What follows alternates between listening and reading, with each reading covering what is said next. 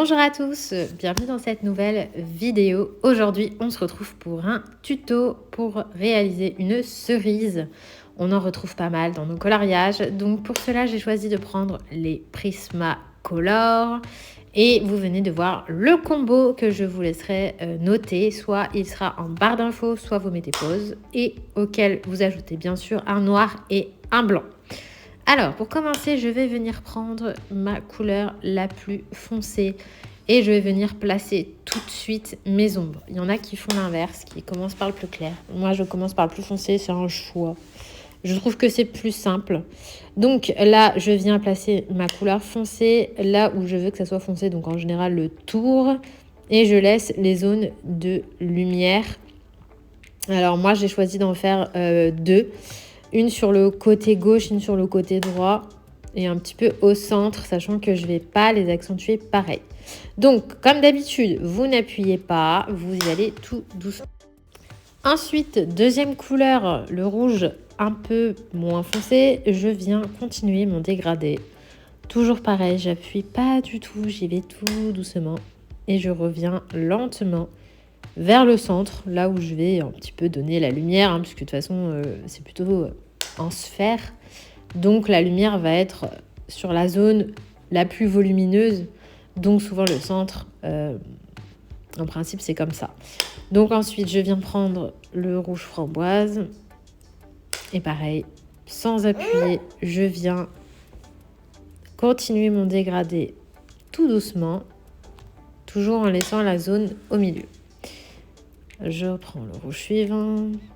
Ça va permettre un petit peu aussi de mélanger des couleurs entre elles à chaque fois, de mélanger les pigments. Et ce rouge-là, il est un petit peu plus vif, donc ça va nous donner le rouge un petit peu plus vif de la cerise.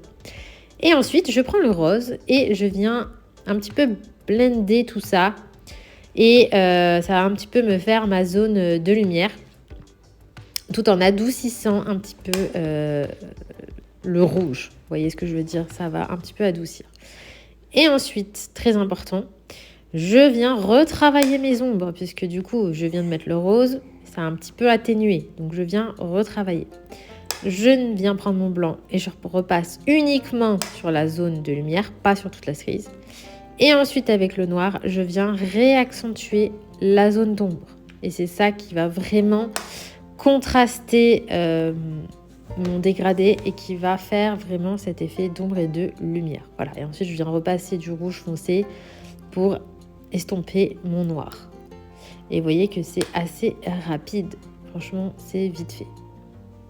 Et ensuite, je vais recommencer un petit peu pareil sur les autres. À chaque fois, je change un petit peu les zones de lumière en fonction de où est placée la cerise.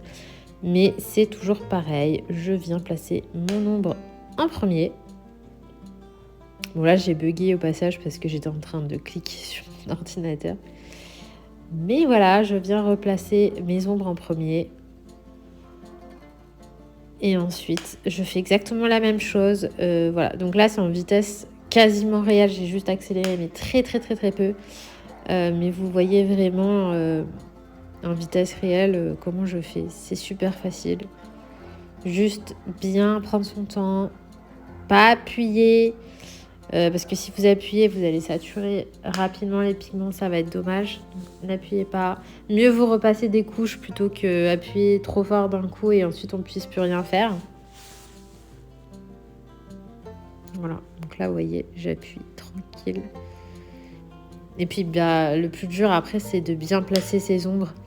Dites-vous que c'est toujours un petit peu sur les côtés, sur l'avant ou au centre. C'est toujours ça. Et l'ombre, ça va souvent être en bas, là où en fait l'objet est posé sur quelque chose. Là où il est posé, là où il est en contact avec la surface, c'est là où il y aura l'ombre. Donc là, la cerise, typiquement, elle est en contact avec le gâteau. Donc l'ombre, elle va être placée en bas, là où elle est en contact avec le gâteau. Et les lumières, au contraire, vont être plus en haut. Voilà.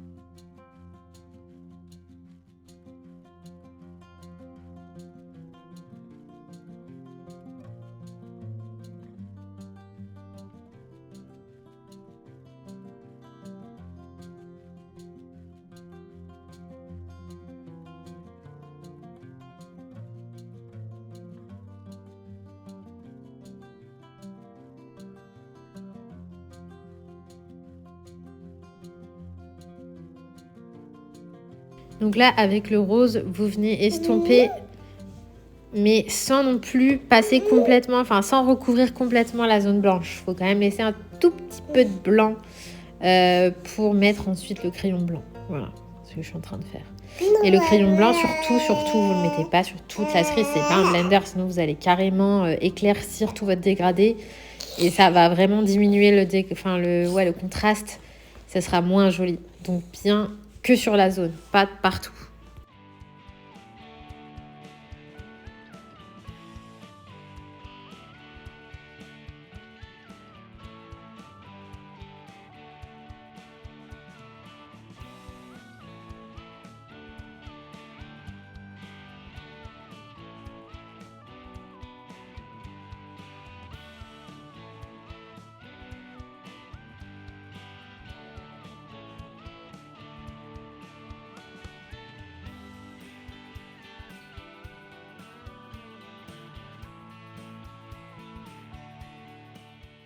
Donc là, je viens mettre de l'ombre, vous voyez, partout où c'est en contact avec le chocolat en dessous. Donc là, ça va être tout le côté.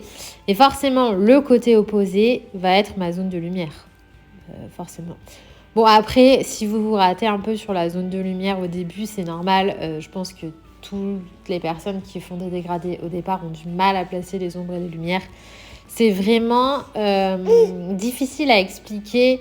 Il faut un petit peu prendre le coup et ça vient après un petit peu à l'instinct. Mais au début, on reproduit ou on s'aide de modèles. Donc là, vraiment, moi, ce que je vous conseille, c'est de regarder. Moi, ça m'aidait pas de placer une lumière, etc. Donc moi, en fait, je me disais, là où c'est en contact avec autre chose, c'est de l'ombre. Et le côté opposé, c'est la lumière. Voilà, bon. Là, c'est ce que je fais et c'est plutôt pas mal. Parfois, les illustrateurs nous aident en nous dessinant un indice, soit une ombre, soit quelque chose pour nous aider.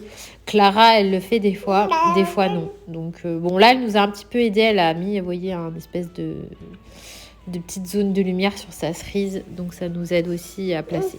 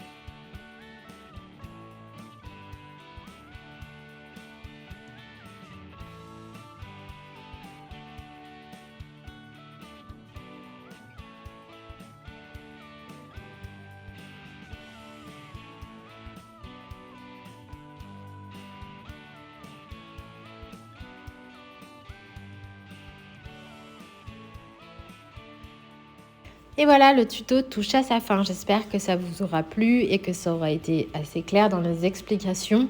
Désolée pour les petits bruits en arrière, c'est ma fille, vous avez l'habitude. On se retrouve très vite pour une prochaine vidéo, un nouveau vlog.